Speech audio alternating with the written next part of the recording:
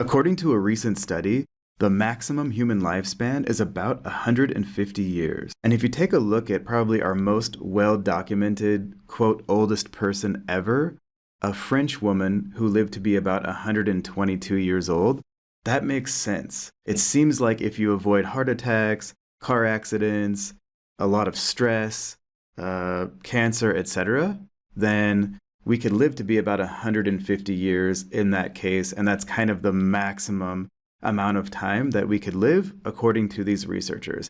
Now, Methuselah might have something to say about that, because he supposedly lived for, I think, like 900 something years. I'm not sure.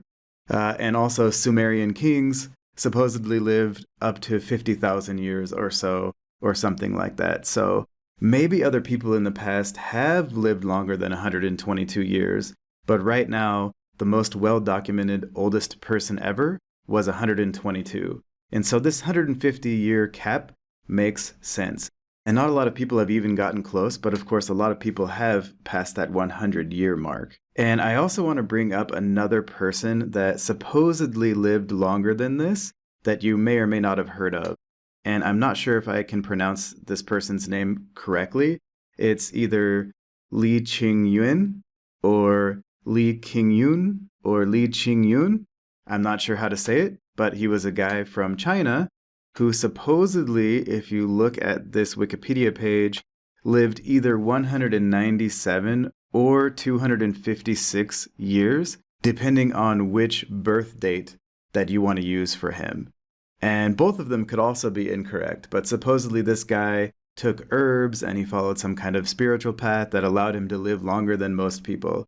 So this is kind of a legendary person, and you may or may not have heard of him. So it's also claimed that he lived longer than that 150 years, again, to either 197 or 256. And looking at Wikipedia, it also says he had 24 spouses, so I'm not sure how he lived so long if he had 24 spouses, as we can all probably contemplate. So maybe he was doing something right, or maybe this is a legend, and who knows about those Sumerian kings and Methuselah. But right now, I think the best well-documented oldest person ever was a French woman who lived 122 years.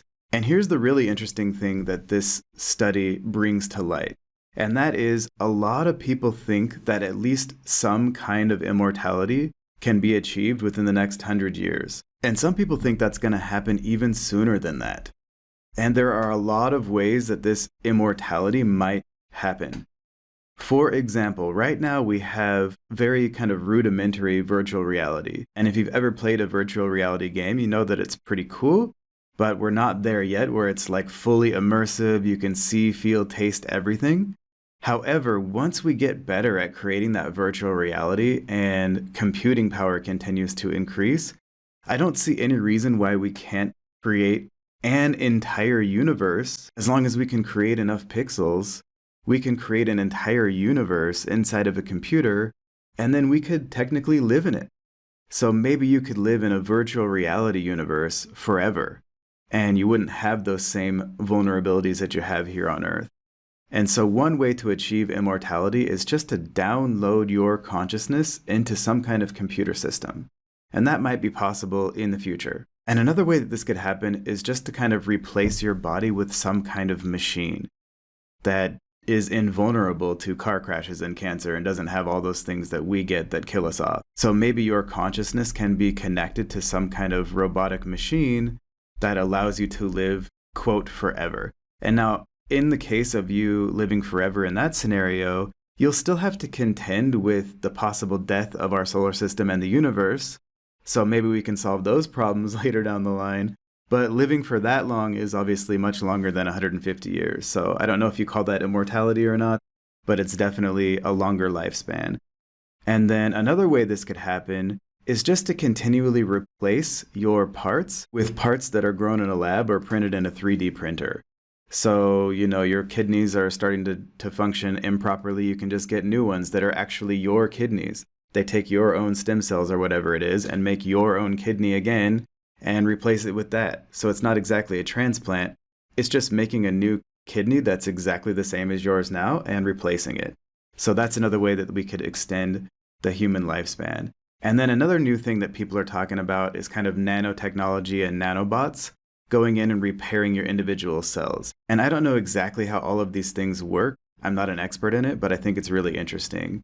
And then one other thought that could be compared to immortality is if somehow we could be in a virtual reality system, and in that virtual reality system, basically like 200 million years in that system is equal to like 1 second in our current system. So maybe there's some kind of way that's not necessarily immortality, it's more like living a really, really, really long life in some other reality, and then you would have to come back to this one at some point probably. So I'm not sure how any of that would work, but it's definitely possible that at some point, at least our current human lifespan now will be vastly extended, if not indefinitely. And I think that's both exciting and scary at the same time. And I can't really imagine what it would be like if death became a choice. And if death was actually just a choice, what would people do? And what would society look like? How would we interact with each other? It would be really strange if you continued living forever and ever and you made friends and then you lost friends and then you made new friends and you lost, and your kids might choose to not continue living and you would. And I'm not sure how that would work. I guess what I really think about this is it really depends on the circumstances.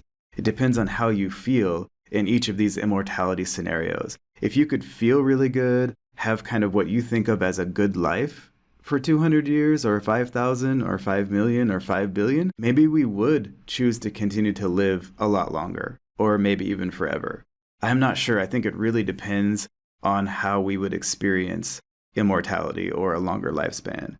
And so right now, 122 years seems to be the most we've gone so far.